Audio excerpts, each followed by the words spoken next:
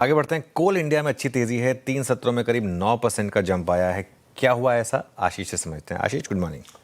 Sir ज़बरदस्त तेज़ी stock में देखने को मिल रही है। अभी भी फिलहाल देखें तो 3.5 से 4% की तेज़ी, और जैसे कि आपने बताया कि पिछले 3 सत्रों में प्राइस एक्शन बड़ा ज़बरदस्त देखने को मिला है और कोल लगातार अब खबरों में है। दरअसल आप देखें तो यूरोपियन जो कोल की कीमतें हैं ये अक्टूबर 2023 के बाद से सबसे हाईएस्ट स्तरों पर चल रही हैं।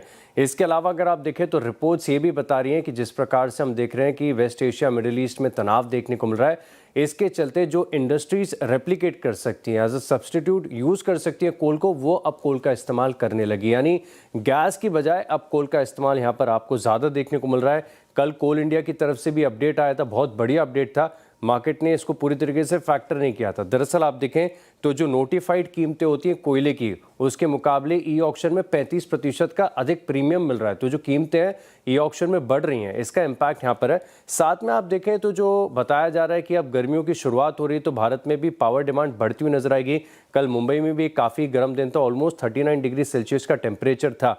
लेकिन इसी के साथ आप देखें तो सिटी की तरफ से बड़ी ज़बरदस्त रिपोर्ट यहाँ पर आई है और ये बता रहे हैं कि जो हायर ई ऑक्शन प्राइजेज हैं, इसका एक बड़ा फायदा यहाँ पर देखने को मिलेगा।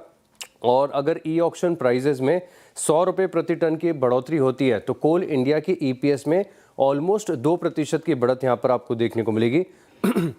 ज़बरदस्त ग्रोथ है।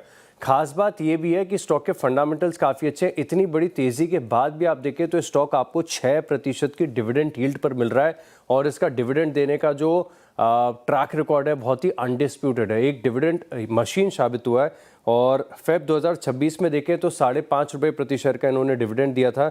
नवंबर में 10 रुपये 25 पैसे, अगस्त में देखें तो इन टोटल 10 रुपये 65 पैसे और उससे पहले 5 रुपये 60 पैसे, यानी डिविडेंड लगातार यहाँ पर देखने को मिले। ग्रोथ के कई सारे फैक्टर है, इसी के चलते स्टॉक कर रहा है आउट परफॉर्म।